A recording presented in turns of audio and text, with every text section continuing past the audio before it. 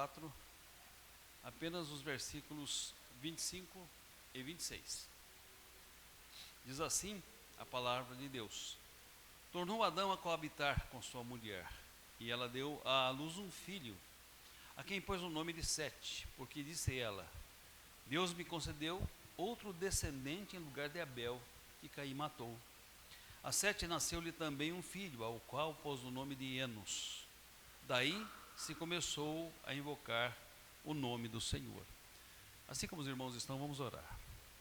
Ó Deus, nós te damos graças porque estamos reunidos na tua casa nesta noite, porque já pudemos juntos louvar ao Senhor. Como é bom esta comunhão contigo, como é bom esta comunhão com os nossos irmãos, como é bom podermos abrir a tua palavra e buscar nela, ó Deus, lições para a nossa vida. Fale conosco através desse texto. Pedimos, Senhor, que o teu Espírito abra o nosso coração, o nosso entendimento, nos ilumine, para que possamos guardar as lições da tua palavra em nossas vidas e praticá-las, ó Deus. Em nome de Jesus. Amém. O que move a história? Debaixo do sol, os historiadores têm buscado diversas respostas a esta pergunta: o que move a história? Alguns historiadores e sociólogos dizem que o que move a história é a ação de determinados homens, tem forte capacidade de liderança e com a sua liderança consegue impactar sua geração e as futuras gerações. Essa visão é a visão positivista da história. Outros dizem que o que move a história é a economia. A economia vai forjando transformações na forma das pessoas pensarem, se comportarem, viverem e consumirem, tendo a ideologia um papel muito importante para educar as pessoas da forma como elas economicamente devem ser. Essa visão histórica e sociológica é chamada de estruturalista. Há também alguns historiadores e sociólogos que afirmam que não existe nenhum fator que mova a história. Ela se dá ao sabor de encontros e desencontros, ela se move espontaneamente, sem que seja liderada ou por homens ou pela economia. Essa visão é chamada de pós-estruturalista. Mas para nós, o que move a história humana? Para nós, o que move a história humana é a ação de Deus. E esse é o nosso tema nessa noite: ação divina na história humana. E nós queremos destacar 2 pontos desse estudo. O primeiro deles, a ação de Deus na história humana. Amados, ao ler os versículos 17 a 23 do capítulo 4 de Gênesis, nós temos a falsa impressão de que quem está conduzindo a história é o homem, que é o homem que está escrevendo a história a parte de Deus. Note que esta claramente era a perspectiva de Caim e dos seus descendentes. Eles queriam construir a história à parte de Deus. Isso se torna explicitamente claro na pessoa de Lameque. O cântico que ele entoa às suas esposas deixa claro que ele celebrava a sua capacidade de se estabelecer, de se defender, de ser autossuficiente e de viver à parte da vontade de Deus. Nós observamos que os descendentes de Caim, eles obtiveram certo sucesso em seu desenvolvimento cultural. Os irmãos se lembram que no estudo passado nós afirmamos que um dos filhos de Caim foi pecuarista, passou a criar gado e a trabalhar com a criação de gado. Outro dos seus filhos foi inventor dos instrumentos musicais e de certa forma desenvolveu instrumentos musicais. E um dos seus filhos foi o inventor dos instrumentos de ferro e de bronze, que se tornaram extremamente necessários à sobrevivência humana, ao trabalho humano e à evolução cultural do homem. Olhando sob a perspectiva abaixo do sol, parecia que de fato Caim e os seus descendentes estavam construindo uma história à parte de Deus. Eles estavam conseguindo ser autônomos, eles estavam conseguindo ser autossuficientes. No entanto, o texto nos diz que apesar desse desenvolvimento cultural, que nós já afirmamos ser fruto da graça geral de Deus, a geração de Caim se afastava de Deus. Ela se aprofundava cada vez mais na sua degradação ética, moral e espiritual. Era uma geração que afrontava o Senhor com as suas atitudes. Era uma geração que crescia em desobediência à vontade de Deus. Era uma geração que em seu egocentrismo, ela avançava em direção oposta à vontade do Senhor.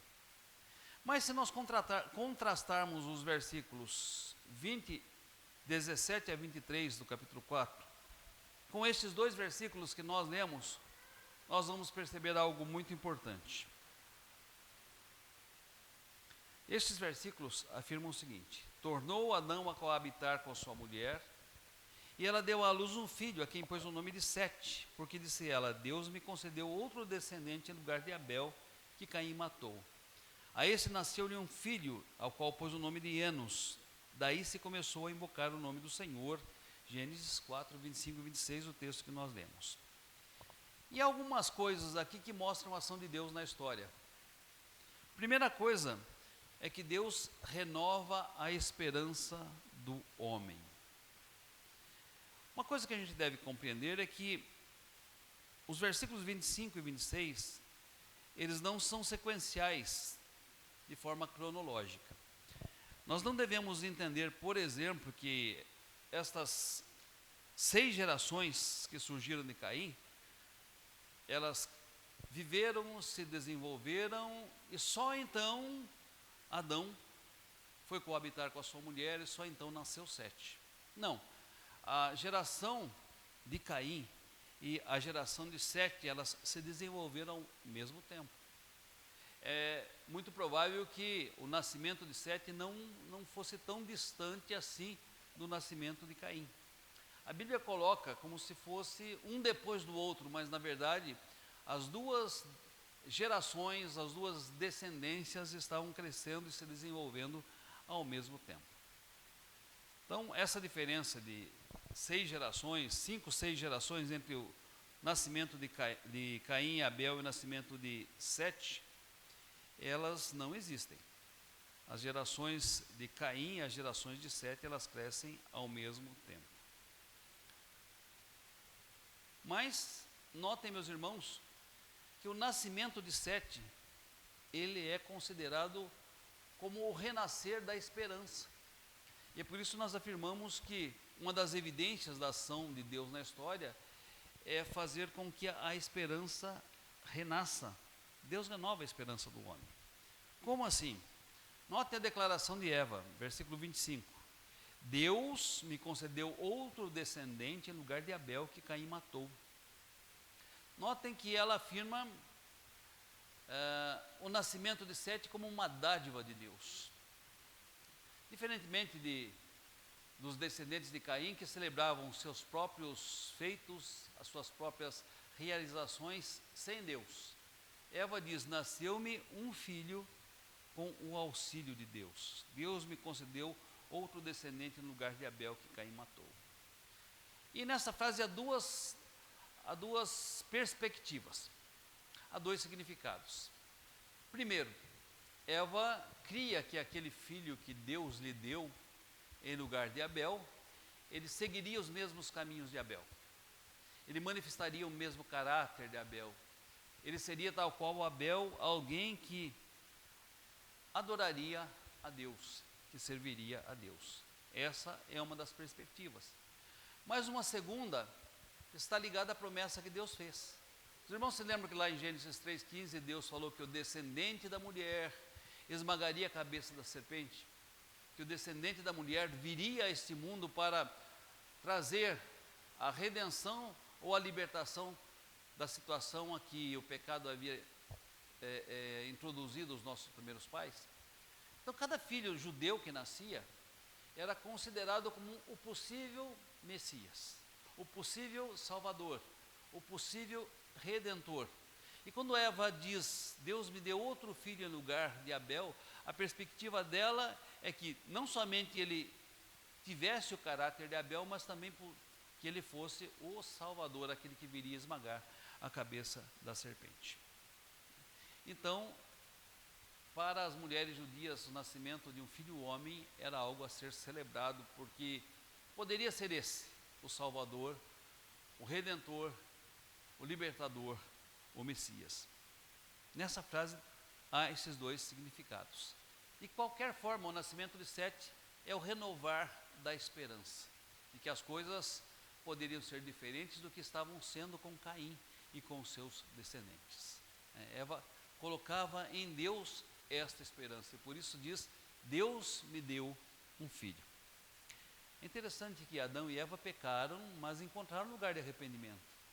Tanto é que ela não atribui, os seus descendentes a simplesmente o resultado, da sua relação com seu marido. Ela atribui a sua descendência a uma dádiva de Deus. Deus me deu um filho. Há uma outra coisa que demonstra a ação de Deus aqui. Deus renova a alegria. Pense, meus amados, Adão e Eva, que foram reconciliados com Deus, se arrependeram dos seus pecados e serviram a Deus. Pense na tristeza deles ao ver Caim e as suas obras. Primeiramente, ao vê-lo matando o seu próprio irmão. Depois, ao vê-lo se distanciando gradativamente de Deus. Depois de ver ele e os seus descendentes se afundando numa vida de desobediência, uma vida de autossuficiência, uma vida de soberba. Certamente isso trazia tristeza ao coração de Adão e Eva. Embora a descendência de Caim tivesse prosperado, alguns se tornando criadores de gado, outros inventores de instrumentos musicais e outros inventores de instrumentos de bronze e ferro, essa prosperidade não era sinônimo de bênção de Deus. Pelo contrário, a geração de Caim se embrutecia, ela se tornava violenta, ela se tornava arrogante, ela se tornava autônoma e independente de Deus. Certamente para Adão e Eva, que viveram muitos anos e que certamente acompanharam o desenvolver das 5 gerações de Caim, estas evidências da degeneração e da destruição os entristeceram. Mas Deus renova a alegria, porque nasce um filho, dado por Deus, para consolar e alegrar o seu coração. E por isso ela diz, Deus me deu um filho em lugar de Abel. 7. Terceira evidência do agir de Deus na história. Deus levanta adoradores e testemunhas que o temem. Note que Sete possivelmente atendeu às expectativas de Adão e Eva. A Bíblia não fala muito sobre Sete, por isso até nós não o citamos como um personagem e não estudamos a vida dele como personagem. Mas possivelmente ele atendeu ao que esperavam Adão e Eva, as expectativas dos nossos primeiros pais. Ele creu em Deus. Ele serviu a Deus, tal qual o Abel. E o seu filho então, Enos, ele se tornou a referência de adoração para esta geração escolhida por Deus. E diz-nos o texto, ele passou a adorar e a invocar o Senhor. O texto é bem curto e a frase é bem curta.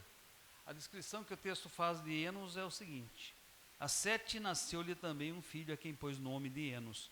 E daí começou-se a invocar o nome de Deus. Interessante. Algumas gerações de Caim se distanciando, se afastando, se degradando, se tornando violentos, se tornando brutos, se tornando irracionais, e de repente o agir de Deus faz com que nasça um filho, Sete, e do seu filho Enos vem uma simples frase que mostra que o povo, esta geração voltou os olhos ao Senhor. A partir de Enos começou-se a invocar o nome de Deus. Meus queridos, nós aprendemos algumas coisas muito importantes nesse primeiro ponto. A primeira delas, Deus sabe que o homem não pode viver sem esperança nesse mundo. A pior coisa nesta vida é alguém perder totalmente a sua esperança. E para não deixar os nossos primeiros pais sem esperança, ao ver a geração de Caim se afastando, se degenerando, se corrompendo, se tornando bruta, se tornando irracional, Deus então renova a esperança, dando um novo descendente, Sete, e dando um novo descendente, Enos. Isso é o agir de Deus, renovando a esperança na terra. E Deus continua fazendo isso conosco. Deus renova a nossa esperança. O texto que nós lemos de Isaías diz: faz forte ao cansado e multiplica as forças daquele que não tem nenhum vigor. E afirma que os moços se cansam, se correm, se fadigam, mas os que esperam no Senhor renovam suas forças. Sobem com asas como águias, correm e não se cansam, caminham e não se fadigam. Deus continua renovando a esperança do homem. Uma segunda lição, Deus nos dá alegrias em meio às misérias que nós enfrentamos na terra. Alegrias que nós desfrutamos em sua presença. Há tantas coisas que podem trazer ansiedade ao nosso coração. Há tantas coisas que podem entristecer o nosso coração. Ao observarmos o nosso país, se afundando como está na injustiça, muitas vezes nós podemos olhar com perspectivas muito sombrias e dizer: olha, a coisa vai de mal a pior, não existe jeito mais, não existe solução mais. Mas, queridos, são considerações à parte da ação de Deus. Por quê? Porque Deus continua sendo não só o autor da nossa esperança, mas o autor da nossa alegria. Que alegria maior que nós podemos ter de ter Deus em nossa vida? Que alegria maior nós podemos ter de ter o Espírito Santo, Jesus como nosso Salvador? De ter o Espírito Santo habitando em nós, de sermos eternamente preservados pelo amor de Deus para caminharmos com Ele até a eternidade.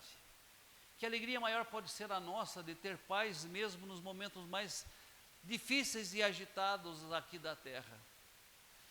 Que alegria maior pode ser a nossa do que ter certeza de que nada, absolutamente nada, nos separará do amor de Deus.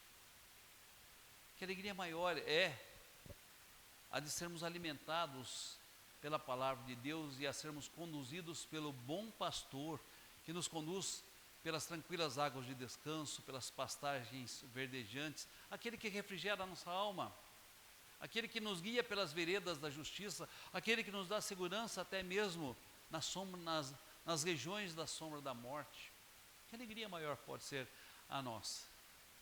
Se o mundo nos tirar tudo, e se nós enfrentarmos apenas tristezas e tribulações aqui, a Bíblia nos diz: os sofrimentos do presente não são para se comparar com a glória do porvir a ser revelada em nós.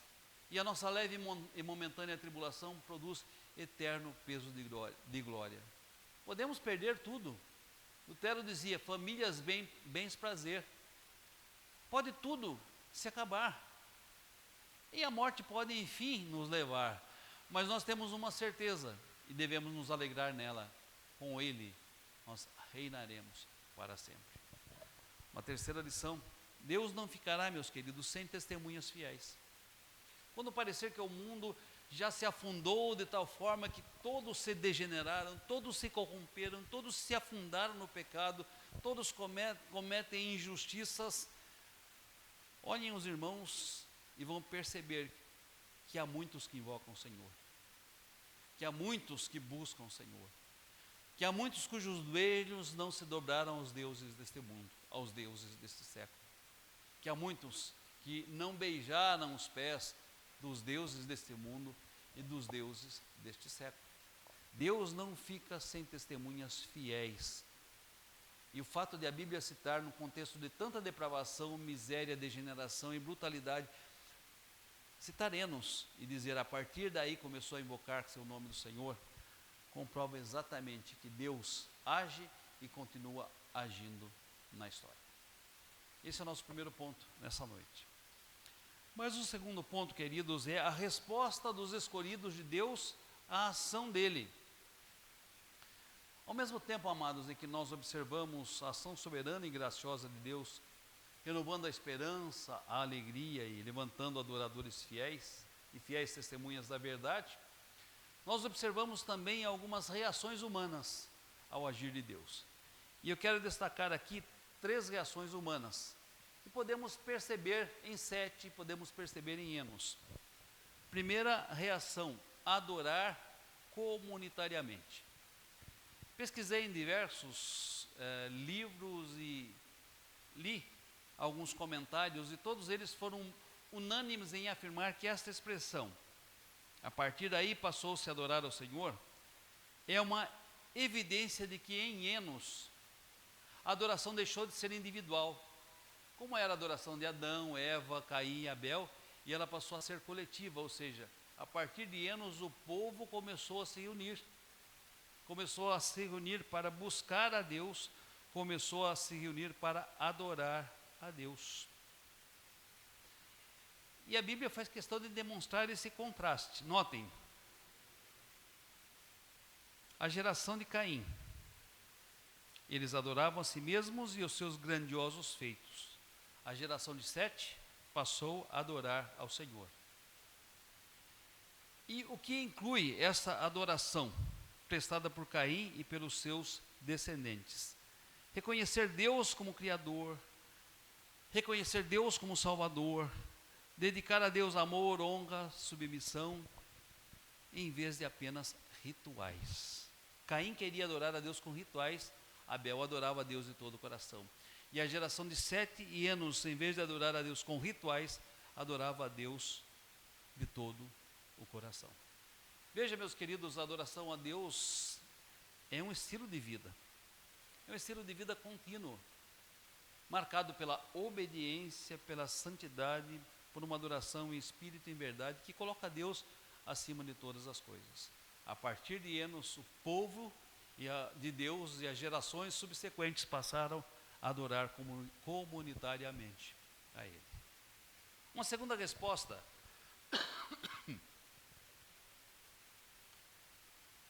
A partir de Enos, o homem tomou consciência da sua fragilidade. O significado do nome Enos é o seguinte: mortal, frágil ou fraco. Notem que também aqui é um contraste, né? Os descendentes de Caim se achavam fortes, todo-poderosos e invencíveis. Enos se achava mortal, frágil e fraco. Através da geração de Enos, o homem percebeu a sua fragilidade, a sua limitação e a necessidade de depender inteiramente de Deus. Tanto é assim que o texto nos diz que a partir dele começou-se a invocar o nome do Senhor, para orientação, para direção, para socorro.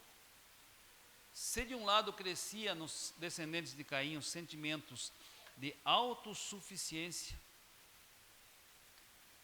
entre os descendentes de Enos crescia o sentimento de dependência do Senhor. E essa dualidade que nós percebemos, a geração de Caim numa direção e a geração de Enos do outra, ela vai marcar a trajetória humana em todas as épocas, em todos os tempos. Notem que hoje não tem muita gente que diz, não existe Deus, nós somos deuses, não existe céu ou inferno, o céu é aqui, o inferno é aqui. Não existe um Deus que controla a história, nós é que controlamos a história. Há muitos que fazem essas afirmações nos nossos dias, muitas vezes de uma forma até hostil, em relação àqueles que pensam diferente, daqueles que acreditam diferente. Os irmãos certamente já viram algumas reportagens de pessoas que estavam pregando a palavra em espaços públicos e foram agredidos por outras pessoas que discordavam do que ele estava falando. Então as pessoas não só não acreditam no que nós cremos, mas às vezes não querem ouvir, se querem ouvir daquilo que nós cremos. Então está muito claro que nós temos uma geração também que está se afundando no pecado, na miséria, na degradação, na brutalidade, na desumanidade, enquanto uma geração é a geração dos que temem a Deus, dos que servem a Deus, dos que invocam a Deus. O mesmo que se via entre os descendentes de Caim e de Enos, se vê nos nossos dias.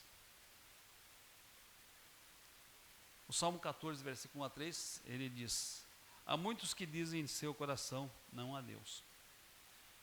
E o Salmo prossegue: porque eles dizem que não há Deus, para quê? Para se corromper e praticar abominação, deixando de fazer o bem, deixando de buscar o conhecimento, deixando de buscar a Deus. Mas por outro lado, há uma geração santa, um povo eleito, um reino de sacerdotes, um povo que está sendo levantado por Deus como testemunha fiel, que serve a Deus e que invoca ao Senhor. E em terceiro ponto, uma terceira resposta humana é seguir uma trajetória diferente.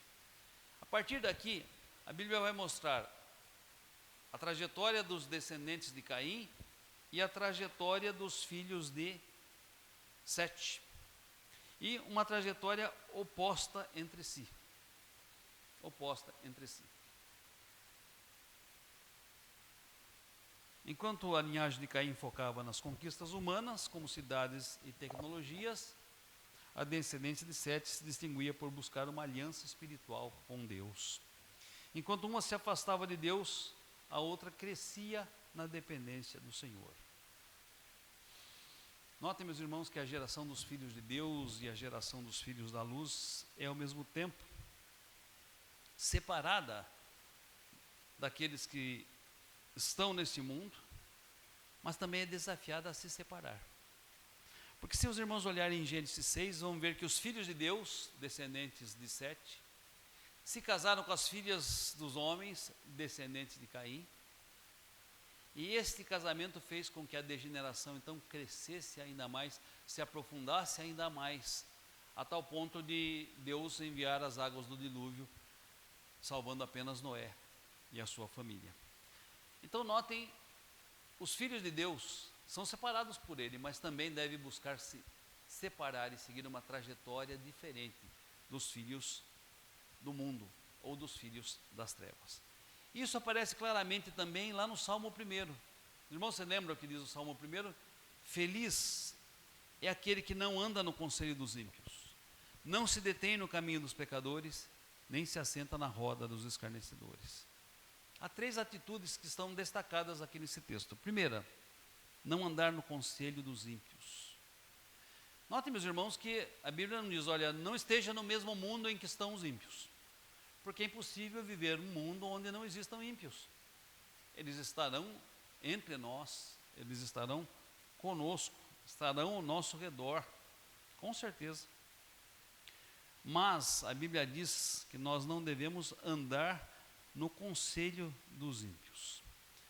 Quem seriam esses ímpios? São as pessoas que rejeitam abertamente a Deus, que vivem de modo contrário aos seus mandamentos, que praticam a iniquidade, a crueldade, a injustiça. E essas pessoas muitas vezes tentam nos aconselhar. Muitas vezes nos aconselham. Muitas vezes querem nos influenciar.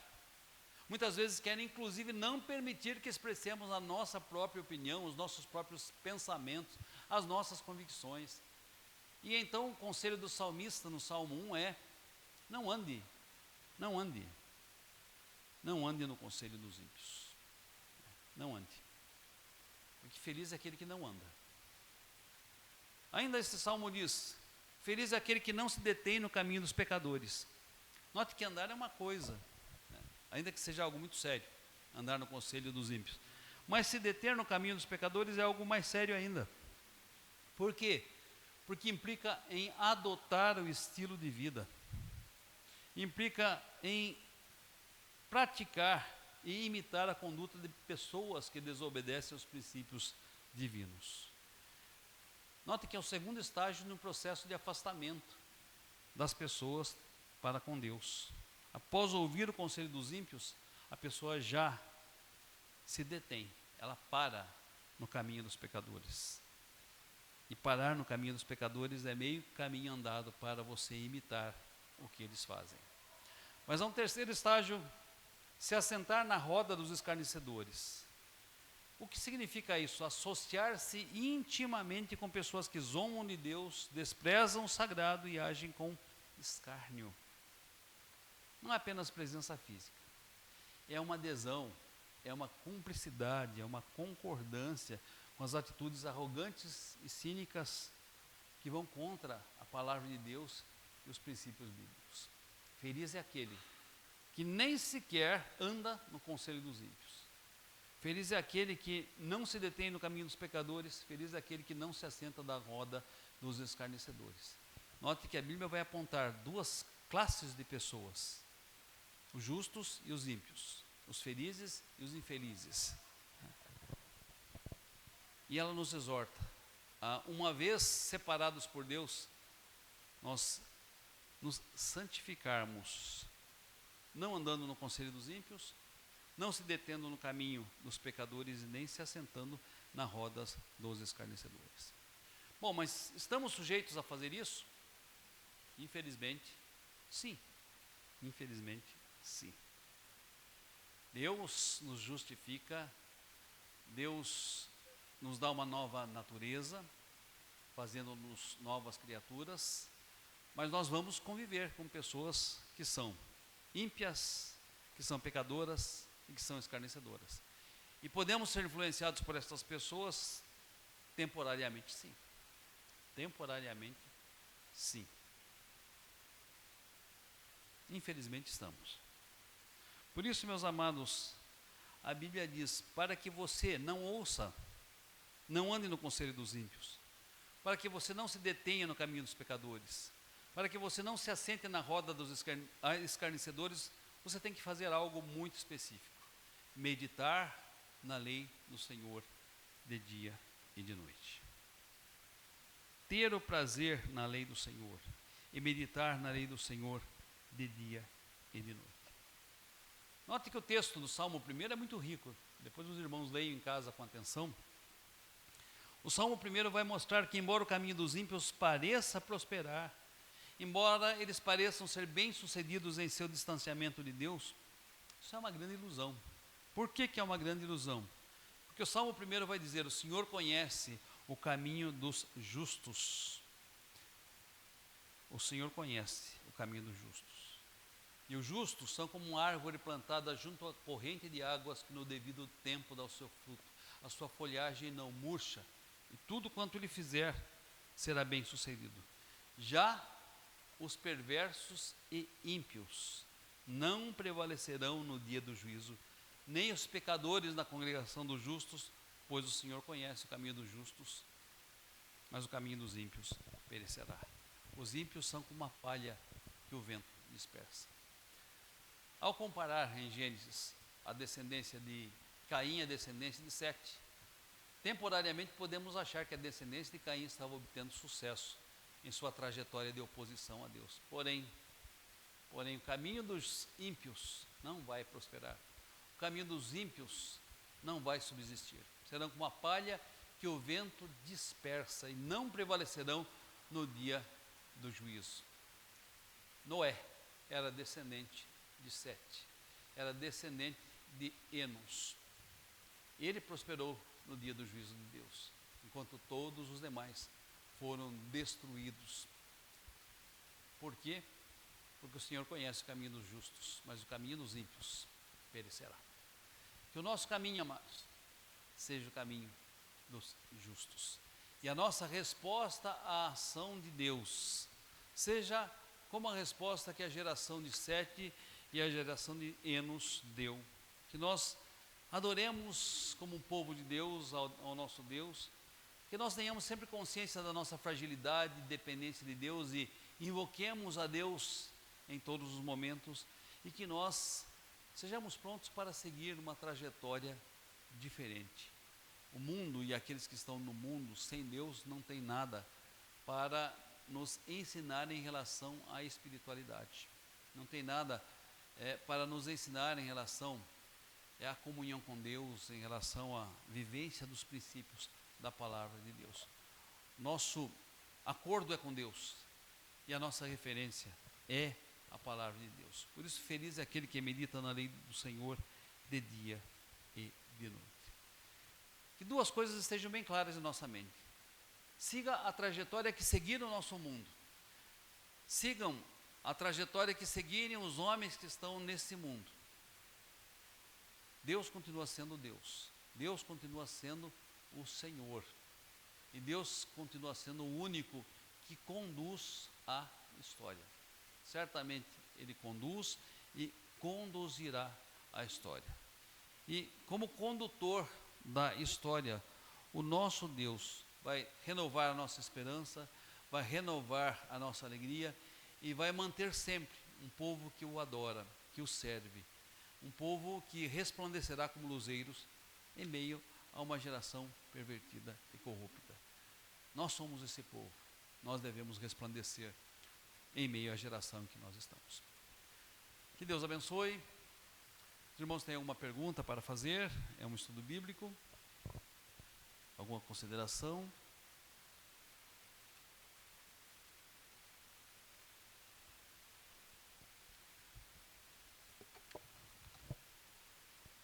Vamos cantar um hino?